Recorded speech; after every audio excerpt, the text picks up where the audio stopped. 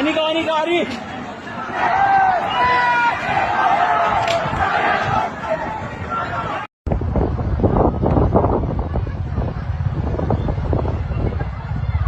আসসালামু আলাইকুম। Seven sister স্বাধীনের পথে আর মাত্র কিছু সময় বাকি। বাংলাদেশ থেকে শিক্ষা গ্রহণ করে বাংলাদেশের আন্দোলন থেকে ছাত্ররা অর্থাৎ সেভেন সিস্টারে বসবাসরত শিক্ষার্থীরা তারাও সেম আন্দোলন করছে। তারা ভারতের পতাকা নামিয়ে সেভেন সিস্টারের পতাকা উড়িয়ে দিচ্ছেন। অবাক করা কিছু ঘটনা ঘটে গিয়েছে, আপনারা দেখলে অবাক হবেন। বাংলাদেশের সাধারণ জনগণ হাসিনার বিরুদ্ধে রাজপথে নেমে এসেছিল। শত শত ধর্ম বর্ণ মানুষ নির্বিশেষে যখন বাংলাদেশের রাজপথে ছাত্র সমাজের নেতৃত্বে মানুষ নেমে এসেছিল, তখনই কিন্তু বাংলাদেশ থেকে ফ্যাসিবাদী হাসিনা পালাতে বাধ্য হয়েছে।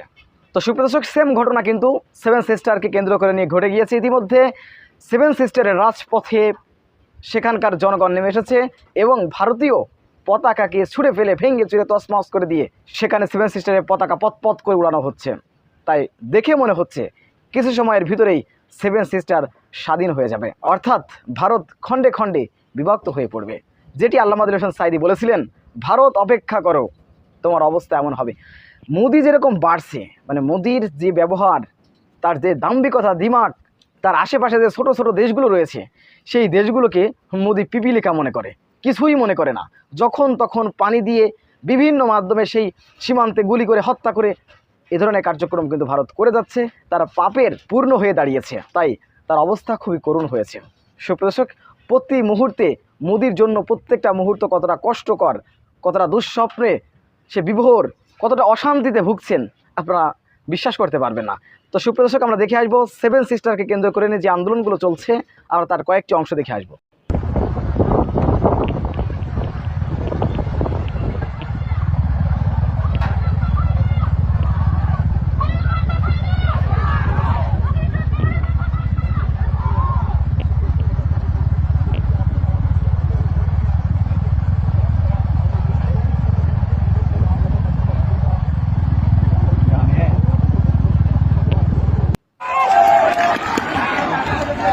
Ini kari.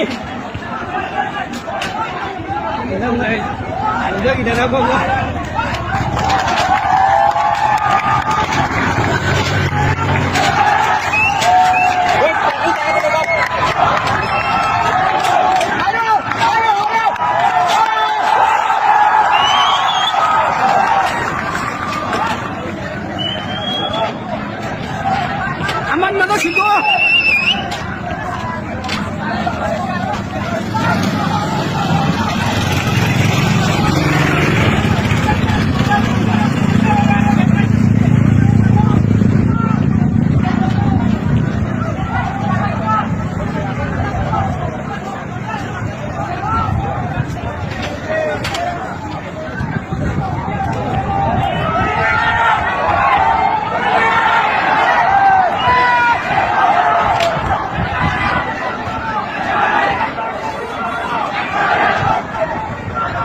বিষয়টি আপনারা কীভাবে দেখছেন অবশ্যই আপনাদের মূল্যবান মন্তব্য কমেন্ট বক্সে জানাবেন। সবসময় সত্য নির্ভরশীল তথ্য পেতে স্বাধীন বাংলা ইউটিউব চ্যানেলটি সাবস্ক্রাইব করে আমাদের সাথে থাকুন। আসসালামু আলাইকুম রহমতুল্লাহি ওয়া বারাকাতুহু।